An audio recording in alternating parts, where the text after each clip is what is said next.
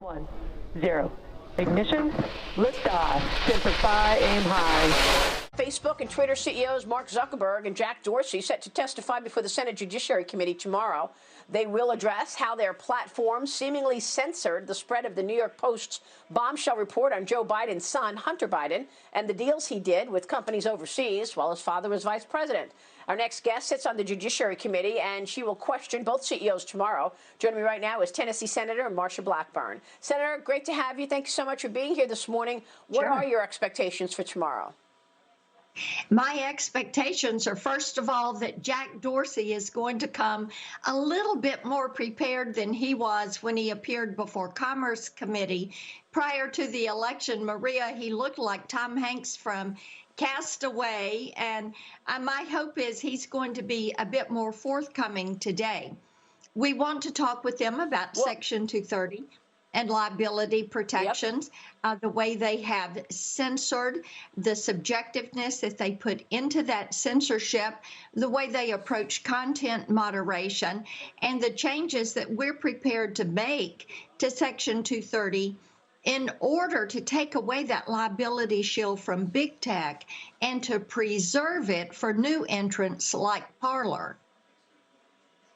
Well, you're right. I mean, you know, big tech is clearly as more powerful than anyone has expected when that protection was put in place in the Telecommunications Act of 1996. Okay. But let me ask you, Senator, are you going to have trouble moving this legislation through should Joe Biden become the president? I mean, you know, in the House, I don't think Jerry Nadler necessarily cares if social media is shadow banning and censoring conservatives. In the House, they're very concerned about antitrust, as are many of the Democrats in the Senate, and they know that there needs to be some guidelines and guardrails put in place for big tech. I really believe that we're going to make headway on this with Section 230 as well as on privacy. And of course, Mark Zuckerberg from Facebook has fought privacy since I started trying to pass the Browser Act 8 years ago. But Maria, here is where we are with these entities. They're now saying, okay, regulate us, because they want to block new entrants. And big tech likes big government. They like big regulation, because it keeps new entrants out. So our goal is going to be this light touch regulation, go after some of the areas that need to be addressed. We also know DOJ has their suit against Google. You have states attorneys general who have lawsuits, and you have the FTC that continues to monitor some of this activity. Congress has to take an action on both privacy and Section 230. Senator, you are urging the Federal Trade Commission to interview former employees of Facebook as part of a probe into whether or not it broke antitrust law. Tell me about that.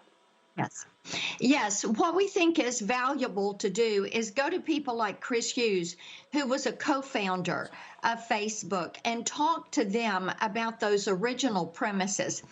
Talk to some of these engineers that have left these big tech companies and say, okay, what were they trying to do? What we do know is that big tech has tried to manipulate what we see, what we hear, and then control how we think, and this year, how we voted. You mentioned the story with Hunter Biden. You did not have big tech allowing that to go forward. And the media was a part of this, Maria.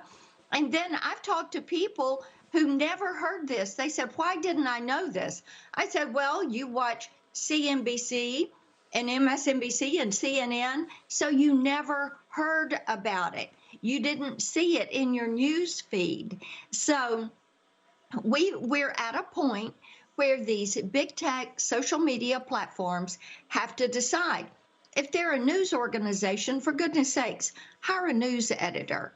If you're an information system, which is how you are titled, a Title I service under the Telecommunications Act, then you have to be the town square and allow a point and a counterpoint.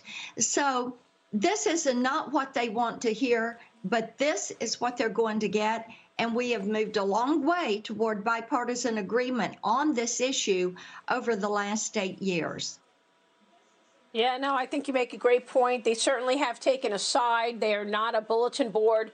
Yes. Twitter still has, the Ayatollah Khomeini from Iran chanting death to America, and yet he's flagging President Trump repeatedly. Look, all eyes are on the Georgia Senate races set for 2 Senate. Yeah.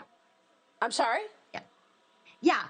Twitter censored the president 65 times. Ayatollah 0. Putin 0, Biden 0. It's astounding. That is astounding. We want to talk about the Senate runoff elections in January, where the balance of power in the Senate will obviously be at stake. Tell me what is at stake if you see Kelly Loeffler and David Perdue not win. The Democrats want to take control. They even want to move there. Andrew Yang is now saying, okay, well, maybe I won't move there just to affect the race, given that it is obviously illegal to do so. Well, they kind of got their hands slapped on this, telling people to move in, claim Georgia residency, and vote. Here is what we know. Chuck Schumer is definitely on the ballot in Georgia. His agenda of first we take Georgia, then we change America. These two Democratic Senate nominees are the two most radical leftist Senate nominees I have ever seen. You have an Ossoff, a trust fund socialist who has been on the payroll of a Chinese Communist Party owned company and failed to report it until he got caught. You have Warnock, who is a mentee of Jeremiah Wright. And of course, we all remember Jeremiah Wright is the one who said he was hopeful God would not bless America, that God would damn America. That is not the people of Georgia. Right. Senator, real quick before you go, are we going to get any stimulus bill in the lame duck session or no? Nancy Pelosi has said she does not want one. She doesn't want to help people. She wants to bail out blue states. And I think she is very happy with her position because she can go home to San Francisco and sit in front of her double wide refrigerator freezer and eat all of the ice cream she desires. All right, Senator, great to have you this morning. Thank you so much, Senator Marsha Blackburn. Good to see you, Maria. Thank you.